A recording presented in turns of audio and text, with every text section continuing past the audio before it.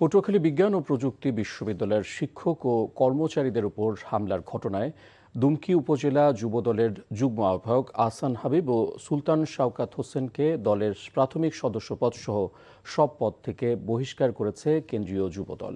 একই ঘটনায় আগে থেকে বহিষ্কৃত দুমকি উপজেলা যুবদলের সদস্য সচিব রিপন শরীফ সহ সংশ্লিষ্টদের বিরুদ্ধে আইনগত ব্যবস্থা নেওয়ার আহ্বান জানানো হয়েছে আইন শৃঙ্খলা বাহিনীর প্রতি। দুপুর থেকে অনির্দিষ্টকালের জন্য হামলার বিচার দাবি জানান এবং ভিসির অপসারণ চেয়ে সকল ফ্যাকাল্টির ক্লাস ও পরীক্ষা প্রশাসনিক কার্যক্রম বর্জন করে ক্যাম্পাসে অবস্থান ধর্মঘট পালন করছেন ছাত্র শিক্ষক কর্মকর্তা কর্মচারী ঐক্য পরিষদ। এ বিষয়ে জানতে চাইলে ভিসি ডক্টর কাজী রফিকুল ইসলাম মুঠোফোনে জানান, এ আন্দোলনের আদৌ কোনো যৌক্তিকতা নেই।